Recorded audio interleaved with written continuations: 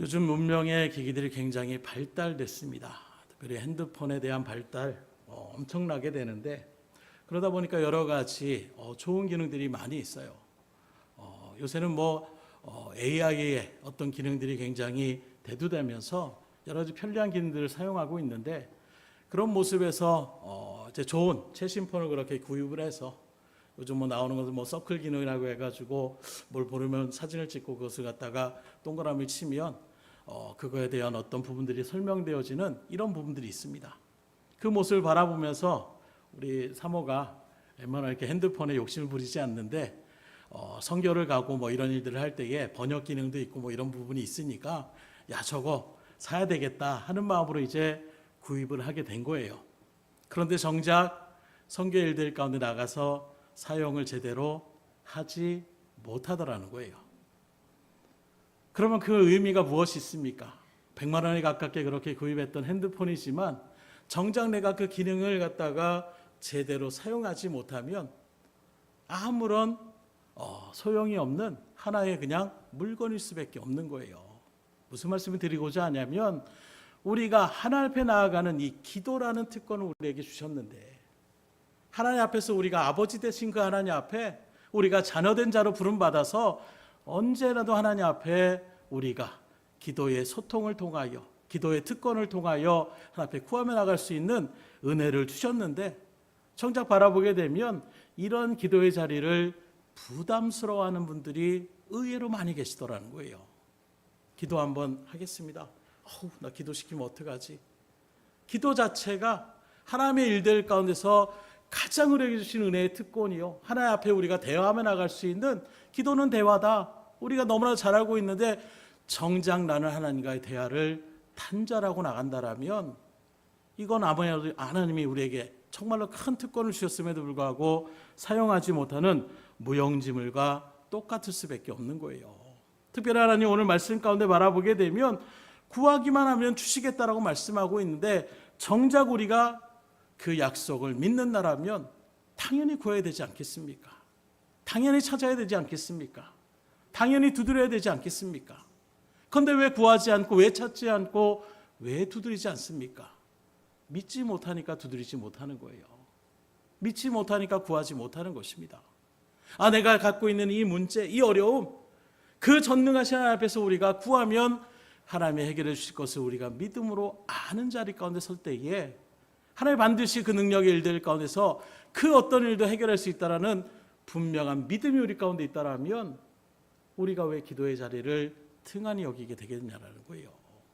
시간이 바쁘다라고 이런저런 핑계를 대면서 기도하지 않는다라는 것은 그만큼 우리가 기도를 무용지물처럼 그렇게 여기고 있지 않냐라는 것입니다. 성경에 나타나고 있는 하나님을 바라보세요.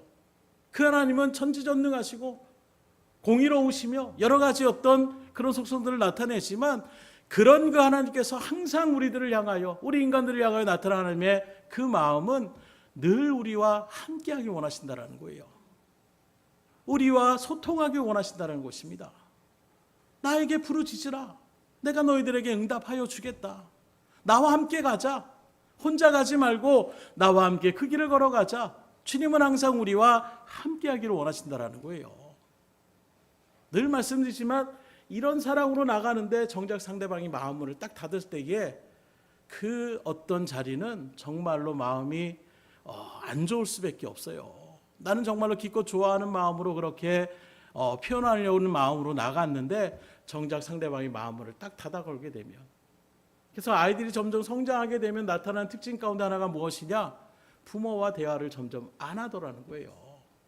물론 하시는 분들도 있겠지만 점점점 성장되어지는 일들 속에서 부모와의 서로의 다회가 된 자리, 부모의 사랑은 늘 여전합니다. 늘 자녀를 사랑하는 그 마음 가운데서 이런 얘기도 나누고 싶고 저런 이야기도 듣고 싶고 어떤 생각을 갖고 있는지도 알고 싶은 것이 부모의 심령인데, 그럴 일들 가운데서 대화의 문을 딱 단절시켜 버린다라면 그 관계가 서운할 수밖에 없는 거예요. 오늘 저 여러분들은 하나님의 관계가 서운한 관계입니까? 아니면 정말로 친밀하고 돈독한 관계 가운데 있습니까? 바라기는 하나님과 돈독하고 친밀한 관계 가운데 설 수 있기를 주임으로 축원합니다. 저 멀리 계신 분이 아니에요. 지금도 여러분들의 기도에 또 여러분들의 삶을 주시하시고 불꽃 같은 눈동자로 여러분들을 다 보고 계신다라고 하신 그 하나님은 여러분들을 책망하려고, 여러분들이 뭔가 잘못하면 그것을 책망하시고 엄벌을 처하려고 바라보시는 것이 아니라 여러분들을 애지중지하며 나아가는, 마치 육신의 부모가 자녀들과 어떤 야외에 갔을 때에 어떤 모습을 하더라도 늘 아이에게 주시하며 나아가는, 혹시 넘어질까, 혹시 다른 길로 갈까, 이런 마음으로 하나님이 여러분들을 지켜보고 계시는데 정작 우리가 하나님의 그 시선을 바라고 원하지 않는, 하나님 잠깐은 저 내버려 두세요, 이런 마음으로 나간다라면 어떻게 되겠어요? 그렇게 우리에게 대화하기 원하시고 주의 일들 가운데 서기 원하시는 그 하나님의 말씀을 바라보면 수없는 말씀의 일들 가운데서 기도하라고 말씀하고 있는 거예요. 찾으라고 말씀하고 있는 것입니다. 부르짖으라고 말씀하고 있는 거예요. 하나님은 계속해서 우리에게 손길을, 그 사랑의 손길을 내밀어 주시는 것입니다. 그러면서 뭐라고 약속합니까? 들어주시겠다라는 거예요. 응답해 주시겠다라는 거예요. 그래서 이 시간에는 그 기도의 일들 가운데에 기도의 3단계라는 제목으로 말씀을 상고하고자 하는데, 오늘 우리가 읽은 말씀 너무나 잘 읽은 말씀이에요. 7절 말씀을 다시 보면, 구하라 그리하면 너에게 주실 것이요, 찾으라 그리하면 찾아낼 것이요, 문을 두드리라 그리하면 너에게 열릴 것이니 구하는 이마다 받을 것이요, 찾는 이는 찾아낼 것이요, 두드리는 이에게는 열릴 것이니라. 오늘 본절을 자세히 바라보게 되면 우리에게 기도하라고 말씀하고 있는데 이건 선택사항이 아니에요. 이렇게 했으면 좋겠다 이 말이 아닙니다. 명령의 말씀을 지금 하고 있는 거예요. 강한 어조로 이렇게 행하라고 우리에게 명령하시는 것을 보게 되는데, 그 명령이 무엇입니까? 첫째로 바라보면 구하는 기도를 하라는 거예요. 구하라 그리하면 너에게 주실 것이다. 이 말은 하나님 앞에 먼저 하나님의 뜻을 우리가 물어보며 구하는 단계, 우리의 입술로 주님 앞에 고백하는 단계라고 이야기할 수가 있는 것입니다. 곧 내가 무엇이 필요한지, 무엇을 해야 할지 먼저 하나님의 뜻을 물어보며 하나님 앞에 나아가라는 거예요. 그러면 하나님 어떻게 하신답니까? 받을 것이다, 이렇게 말씀하고 있는 것입니다. 이 말씀을 통해 우리가 깨달을 수 있는 것이 무엇이냐? 무턱대고 하나님 앞에 이거 주시옵소서, 이거 해결해 주시옵소서, 이렇게 나가는 기도가 온전한 기도라고 이야기할 수가 없는 거예요. 앞서 하나님께서 주기도문, 제자들이 우리도 기도에 대해서 좀 알려주셨으면 좋겠습니다 했을 때에 그 기도의 모습을 바라보십시오. 우리의 어떤 뜻, 우리의 어떤 소원을 아뢰는 자리가 아니라 하나님의 뜻을 묻고 하나님께 감사하며 하나님의 일들 가운데 쓰임받는 일들의 자리 가운데 서는 것, 이것이 기도의 모습임을 우리에게 분명하게 알려주셨다는 거예요. 그러니 내가 바라고 원하는 것을 주님 앞에 소원을 아뢰는 것이 기도의 우리의 가장, 어찌 보면 한국교회에 그런 모습들이 많이 발현되어지고 있는데, 시적인 말씀을 보면 하나님이 우리에게 무엇을 해주시기를 원하시는지를 먼저 구할 수 있기를 주임으로 축원합니다. 그래서 내가 원하는 것을 구하는 이전에 하나님의 뜻을 묻는 자리가 우리 가운데 먼저 선행될 수가 있어야 된다는 거예요. 그리고 이렇게 하나님의 뜻을 묻는 일들 가운데서 꼭 필요한 것인데, 그게 바로 무엇이냐? 간절함의 요청인 것입니다. 하나님 들어주시려면 들어주시고요, 알려주시면 알려주시고요, 이런 마음의 자세가 아니라 정말로 하나님의 뜻이 무엇인지를 알고 싶습니다. 정말로 일들을 통하여 하나님의 일들을 이뤄나가는 일들 가운데 쓰임받고 싶다라는 간절함의 모습 가운데, 그래서 성경에 나타난 수많은 기도자들의 모습을 바라보세요. 대충 기도하지 않습니다. 울부짖으며 기도하는 거예요. 간절함으로 아뢰며 나아가는 것입니다. 히스기야에게 죽음을 선포하며 나갔던 그 말을 듣고 히스기야가 어떻게 합니까? 에이, 설마 그러게 되겠어? 이게 아니에요. 그 능력의 선지자, 그 하나님의 뜻을 이뤄나가는 그 일들 속에서 벽을 향하여 하나님 앞에 간절함으로 기도합니다. 이전에 하나님의 일들 가운데 열심으로 나아갔던 그 모습들을 주님 기억해 주십시오. 기회를 달라라는 그 간절함의 기도에 하나님이 그 이사의 발걸음을 돌이키게 하여 주시는 거예요. 그리고 다시금 그에게 하나님의 뜻을 온전히 이뤄나가는 믿음의 역사를 성경 우리에게 여러 곳에서 분명하게 증거하고 있는 것입니다. 이 시간에도 그러니 주의 일들 가운데 간절함으로 기도할 수 있기를 주의 이름으로 축복합니다. 그래서 어떤 목사님은 기도하기 전에 뭐라고 얘기하느냐? 기도를 먼저 디자인하라.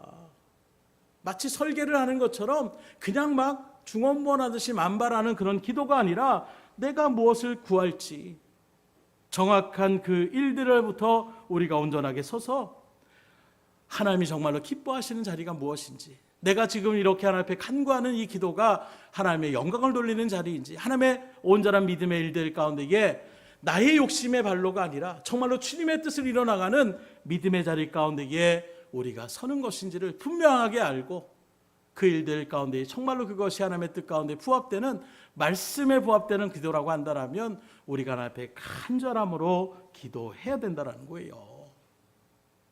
오늘도 중언부언하는 기도가 아니라 마치 다른 곳에서 연부를 하며 나아가는 이런저런 그냥 어떤 주문과 같은 기도가 아니라 정말로 하나님의 뜻을 구하며 나아갈 수 있는, 그리고 나를 향한 주님의 뜻, 그리고 내가 주님 앞에 바라며 나아가는 일들이 나에게 말씀으로 알려주셨던 그 뜻에 부합되는 분명한 기도의 제목이라면 이 시간 간절함으로 주님 앞에 기도함으로 나가셔서 주님의 응답을 분명히 누리며 나아갈 수 있기를 주의 이름으로 축복합니다. 두 번째 단계가 무엇이냐? 찾으라는 거예요. 곧 하나님의 뜻을 구했고 이것이 정말 하나님 앞에 기쁨이 되는 그런 기도들 가운데 우리 하나님 앞에 간절함으로 그렇게 구하여 나아갔으면 이제는 찾을 수 있어야 된다는 거예요.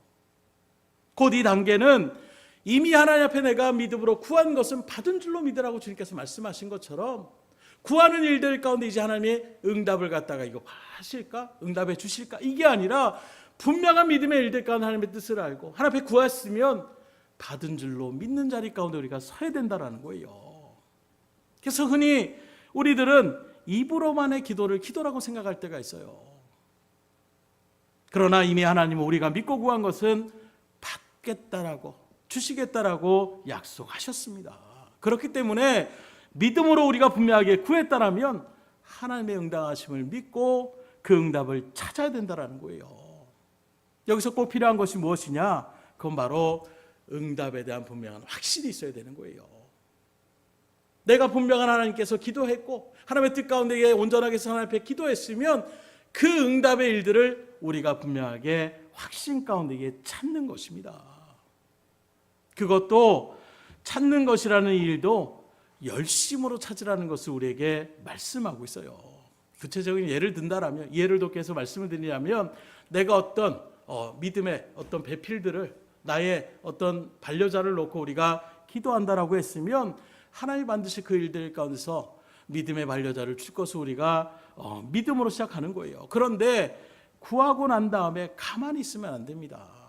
그 다음엔 눈으로 열심히 하나님의 응답을 찾으셔야 되는 거예요.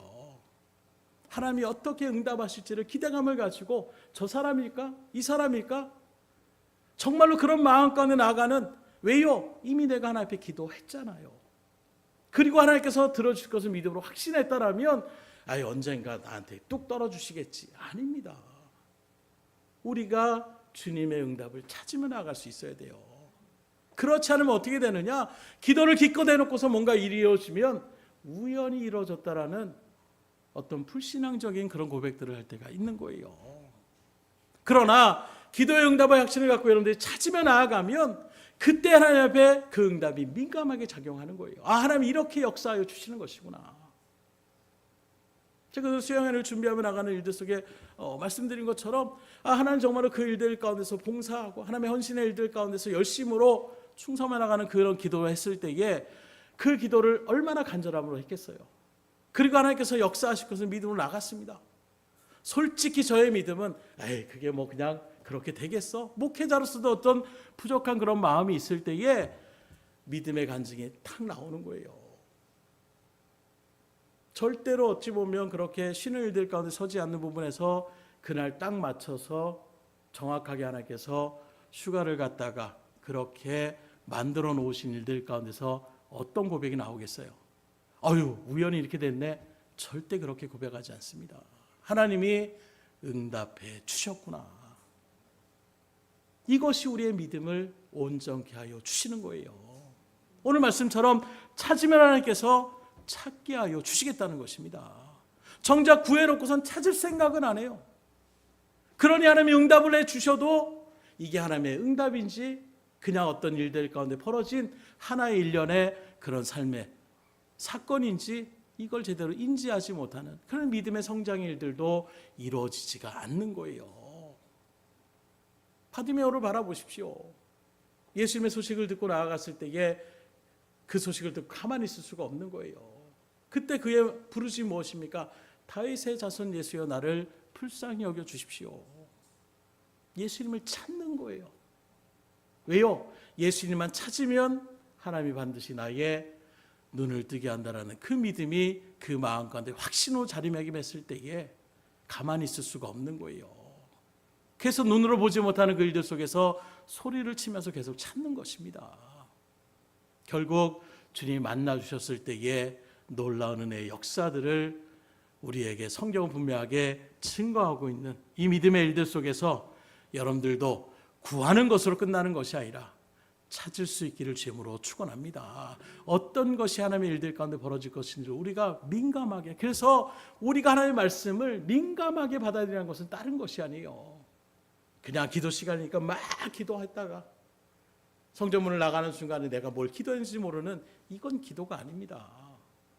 기도했으면 어떻게 하나님이 이루어 주실까, 어떻게 하나님이 역사하실까, 믿음으로 우리가 바라보며 나아갈 때에 하나님의 분명한 응답을 우리가 체험할 수가 있는 것입니다.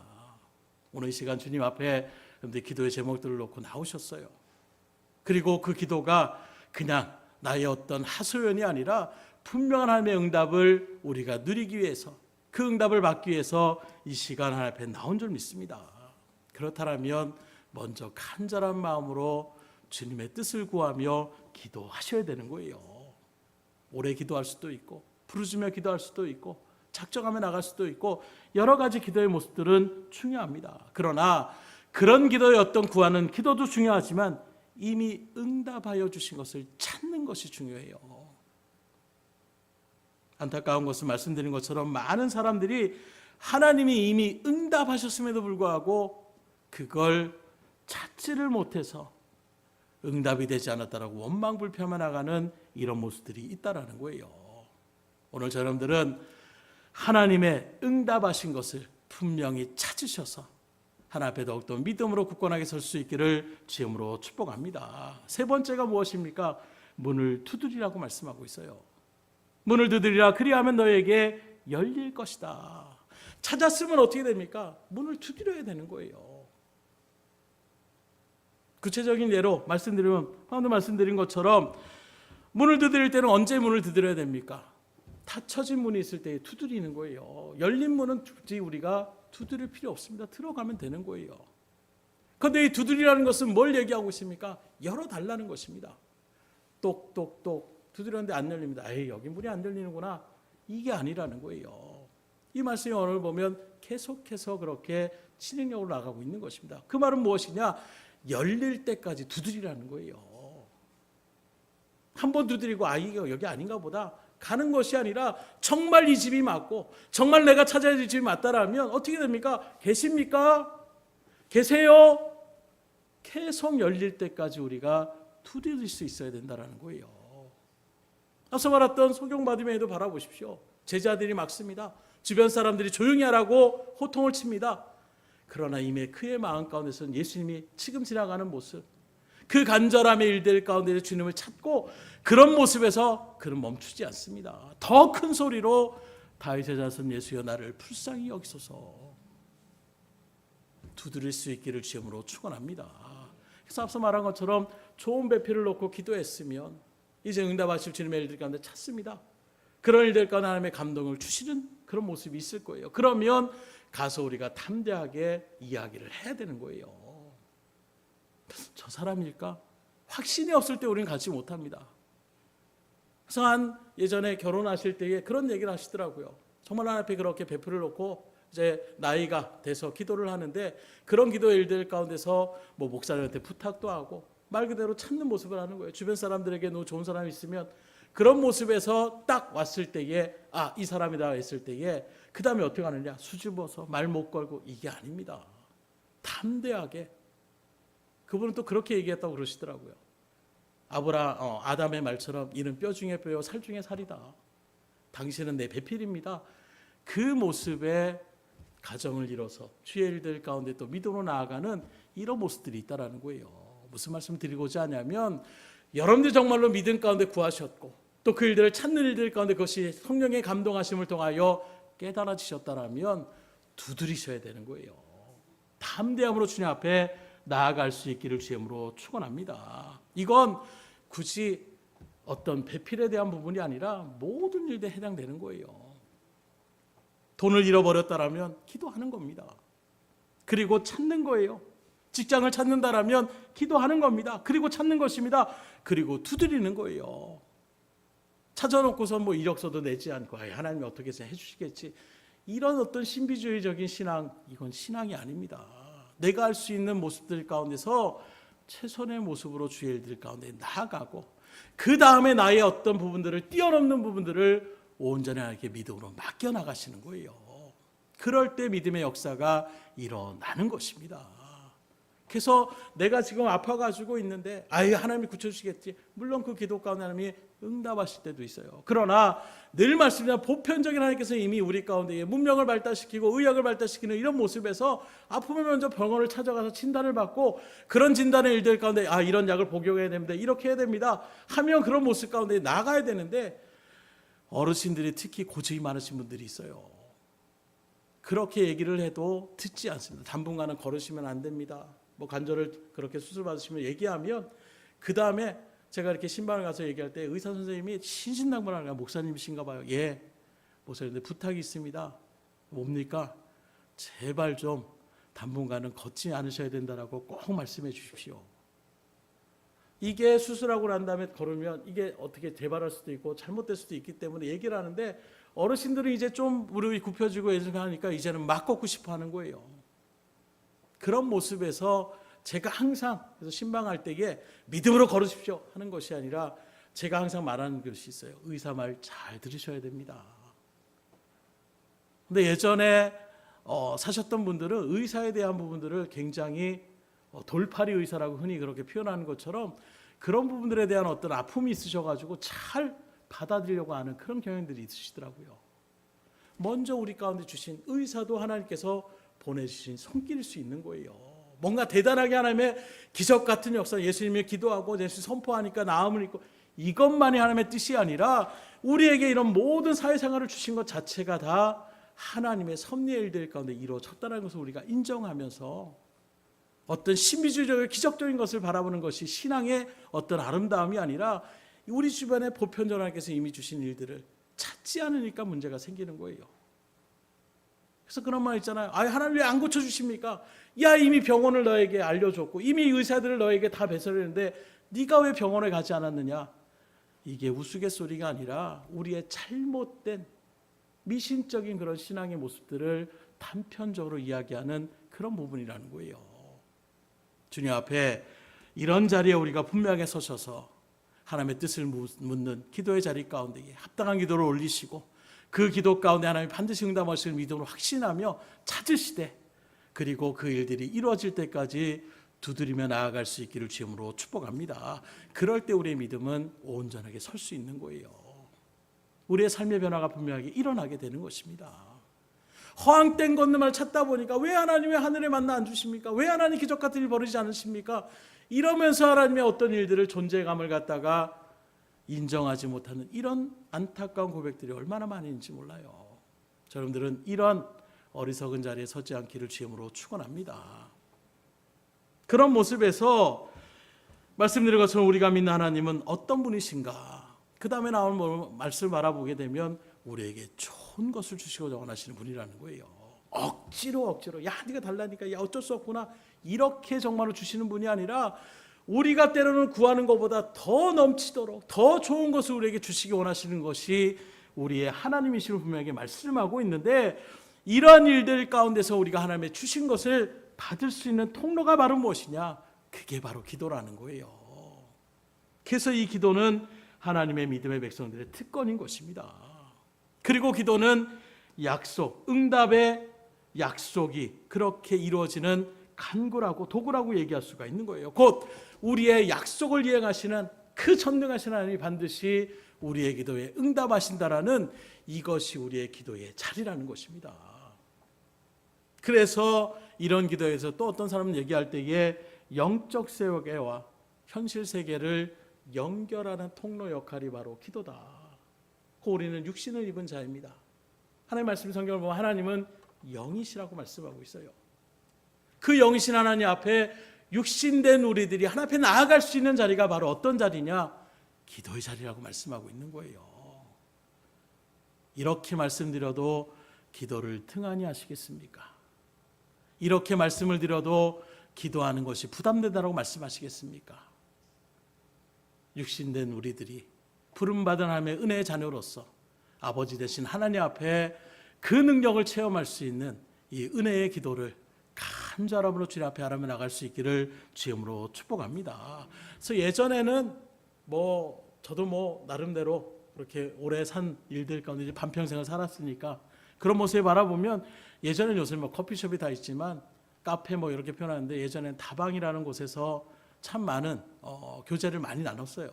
어떤 장소 교회도 하나의 그런 교제의 장소 있었습니다. 그래서 얼굴과 얼굴을 대면해야 어떤 관계가 이루어지는 일들이 그 시대 가운데 그게 당연한 모습이었어요. 아니 생명부재의 사람들하고 갑자기 내가 어떻게 믿을 수가 있겠습니까? 그러나 오늘날은 소위 SNS라고 해서 전 세계에 아울러서 그 네트워크를 통하여 우리가 그 속에서 서로 사진을 나누고 또는 글을 남기고 이런 일들 가운데 서로 관계를 형성하며 나가더라고요.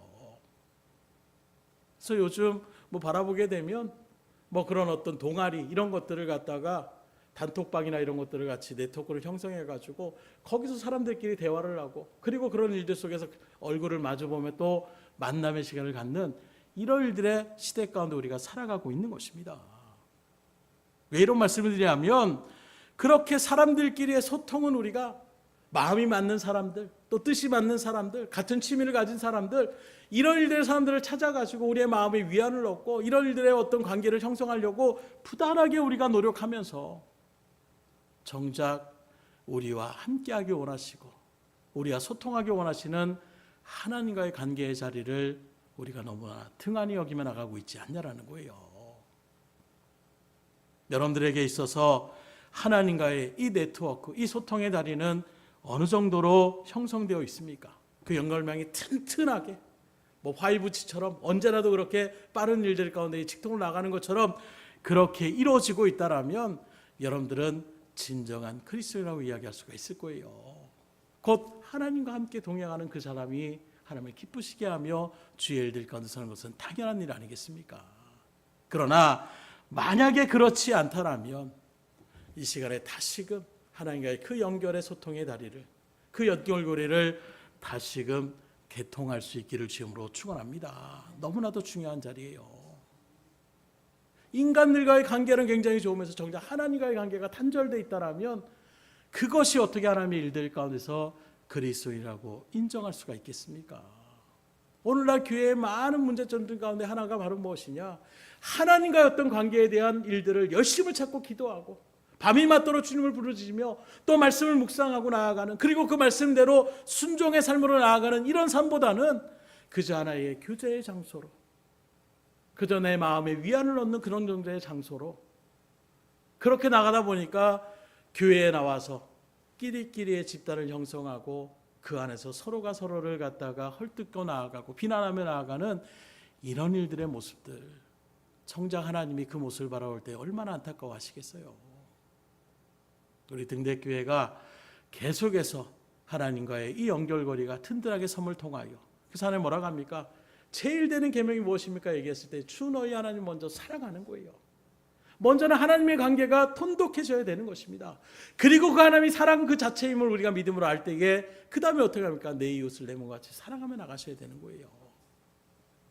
그렇게 실천되어지는 모습이 우리 가운데 있을 때에 그것이 하나님의 일들 가운데에 온전한 교회의 공동체의 바른 모습을 얘기할 수가 있는 것입니다. 그런데 교회마다 서로 막 헐뜯고 비난하고 욕하고 다투고 분열되고 정작 하나님을 사랑한다고 하면서 나도 하나님 사랑합니다. 나도 하나님 사랑합니다. 그런데 그 하나님의 사랑을 알면서 어떻게 이웃을 사랑하지 않으면 나아갈 수가 있겠냐라는 거예요. 오늘 저러분들에게 이러한 하나님의 책망의 소리가 들려지지 않기를 주님으로 축원합니다. 나를 향하신 그 하나님의 사랑이 어떤 것인지를 안다라면 우리도 그 사랑을 실천하며 나갈 수 있으셔야 돼요. 그래서 오늘도 앉아 계시지만 이런저런 이야기를 할 때에 사랑에 대한 것, 생명 존중에 대한 것 참 좋은 말씀을 하시더라고요. 성경적인 말씀을 하시더라고요. 정작 우리가 나아가는 일 속에서 어려운 사람이 있다라면, 불편한 사람이 있다라면 우리가 도와주며 나아갈 수 있는, 제가 도와드려도 되겠습니까? 물어보며 나아가는 이런 모습들, 하나님이 정말로 그 삶의 모습을 기뻐하시는 거예요. 말로는 우리가 사랑하는데 남이 지금 옆에서 죽어가든, 남이 지금 어떤 일 가운데 있든 나 몰라라 하면 나아간다라면 어떻게 되겠냐라는 거예요. 그래서 선한 사마리아의 비유를 우리가 모르지 않으면서도 정작 우리는 말씀만 알고 삶으로 실천하며 나가지 못하는 이런 부분들, 늘 말씀드리지만 초기 기독교에 있을 때에는 바로 그런 삶이 실천되어졌기 때문에 이 땅 가운데 하나님의 놀라운 성령의 역사가 이루어지신 거예요. 그런데 오늘날 교회가 다른 교회를 갖다가 어떻게든지 헐뜯고 저 교회 다니면 안 됩니다. 우리 교회 나와야 됩니다. 너무나도 잘못된 세상의 어떤 도시의 구멍가게들끼리 싸우는 것처럼 또는 기업의 어떤 전쟁에 벌이는 것처럼 영혼들을 살리라고 주님께서 세우신 공동체가 서로의 공동체를 오히려 무너뜨리고 헐뜯고 나가는 이런 모습들이 왜 그렇습니까? 세상의 원리가 들어오는 거예요. 하나님의 원리로 시작되었을 때 하나님은 풍케 하여 주시는 것입니다.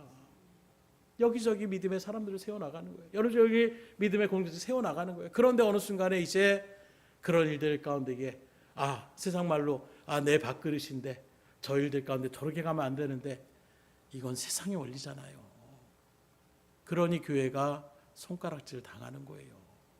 그러니 교회가 인정을 받지 못하는 것입니다. 그러니 교회가 세상의 빛된 역할을 감당하지 못하는 거예요.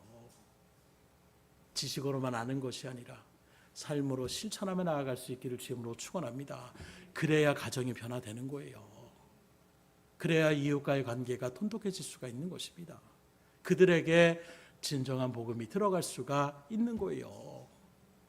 선교도 바라보세요. 그냥 가서 칼을 들이밀고 너 예수 믿지 않으면 죽인다. 이걸 선교라고 누가 얘기하겠어요?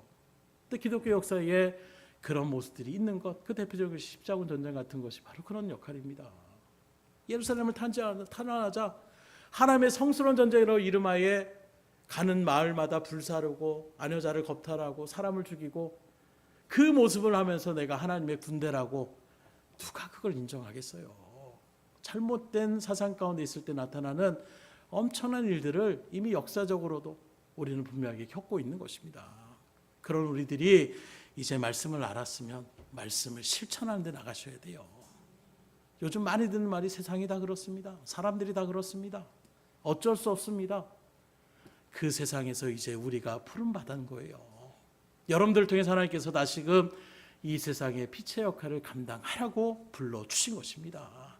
다시금 하나님의 뜻 가운데 사는 삶이 얼마나 복된 삶이고 그 삶을 통하여 하나님의 일들을 이뤄나가는 그 영혼들을 품어나가시는 그 일들을 위하여 여러분들을 불러주신 거예요.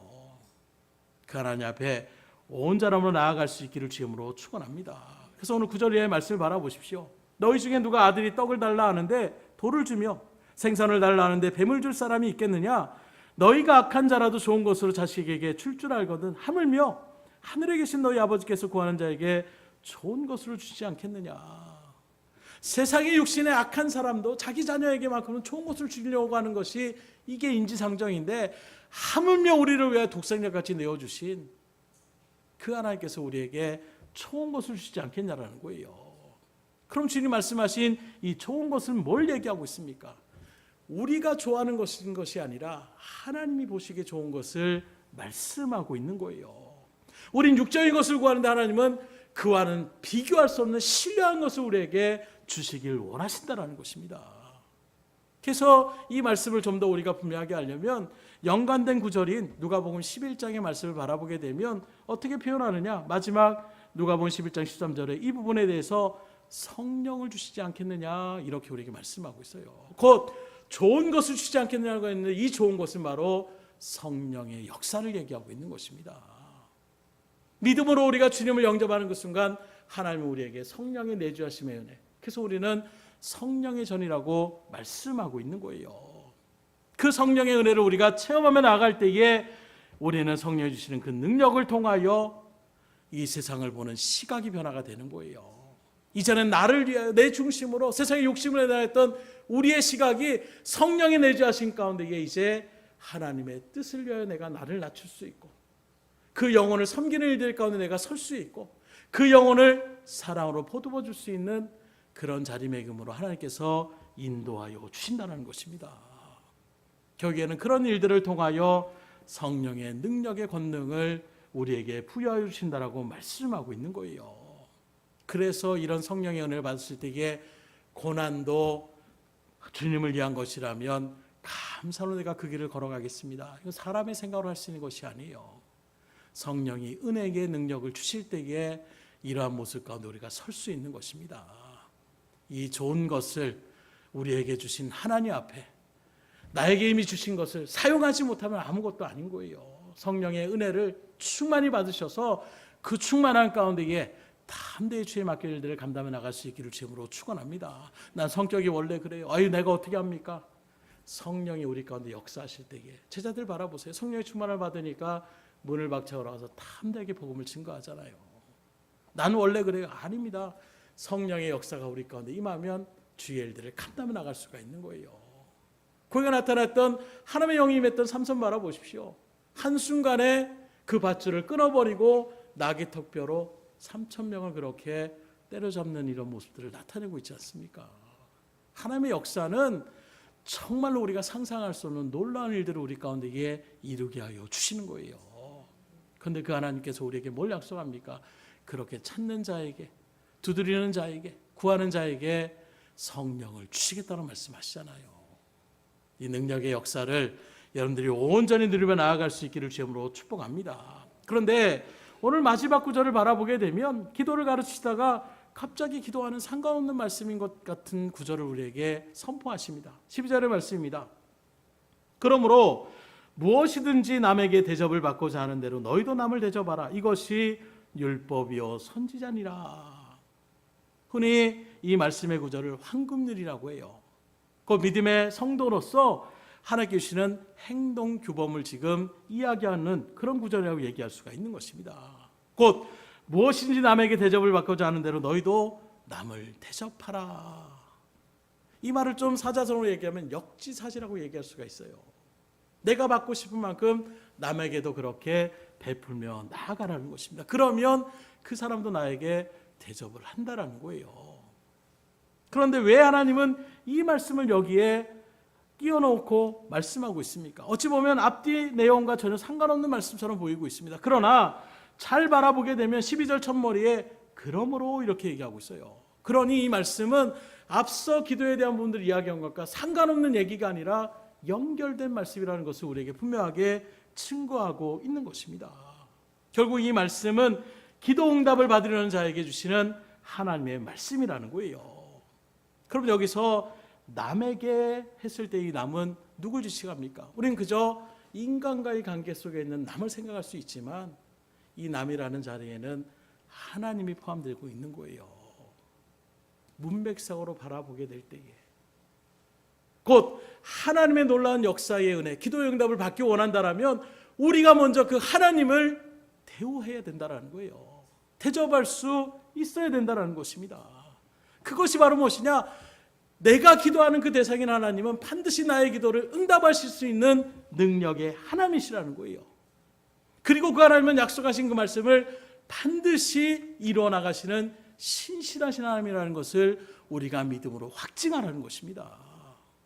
그런데 보면 하나님께 기도하면서 정작 하나님을 하나님처럼 대우하지 않는 그런 기도를 볼 때가 참 많이 있어요.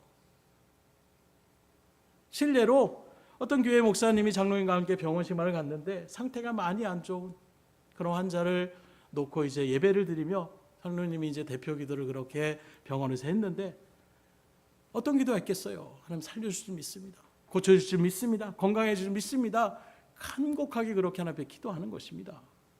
그런데 설교가 끝나고 병실을 나오면서 목사님한테 쓱 장로님 가셔서 이제 준비해야 되겠죠. 이건 앞선 기도가 뭘 얘기하고 있는 거예요.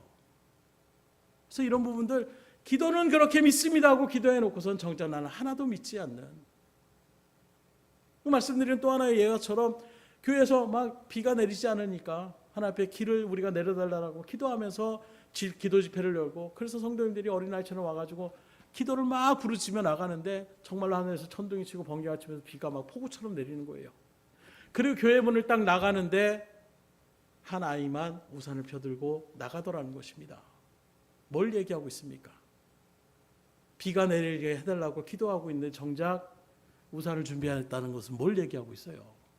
당장 기도가 응답되지 않는다라고 생각하고 있는 거예요. 그러나 그 아이의 순수한 마음, 하나님 앞에 기도하면 응답하신다라는 이 순수한 마음으로 기도했을 때 그 아이는 우산을 준비하고 나가더라는 거예요.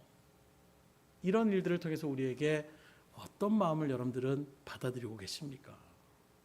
오늘 여러분들의 기도가 그냥 시간 때우기 기도가 되지 않길 원해요. 그저 어쩔 수 없는 기도의 자리가 되지 않길 원합니다. 정말로 믿음으로 확증하고 반드시 응답하시는 하나님, 우리의 기도를 얼마든지 그 어떤 것이든지 역사함으로 그 일들을 이뤄나가실 하나님을 하나님으로 우리가 대우할 수 있으셔야 돼요. 그런데 내가 생각에는 이거 기도는 하지만 되겠어? 하나님을 우리가 불신앙 가운데 나가는 그 기도가 무슨 기도가 되겠어요? 그래서 오늘 하나님은 남을 대접하기 위해서, 대접받으려면 너도 남을 먼저 대접하라고 말씀하는, 우리가 기도할 때에 하나님을 먼저 분명하게 인정할 수 있기를 주님으로 축원합니다. 그래서 성경의 말씀 우리에게 뭐라고 증거합니까? 빌립보서 4장 6절에 보면 아무것도 염려하지 말라. 너희 구할 것을 모든 일에 기도와 간구로 하나님 앞에 감사함으로 아뢰라. 그러니 염려하지 않고 기도할 수 있기를 주님으로 축원합니다.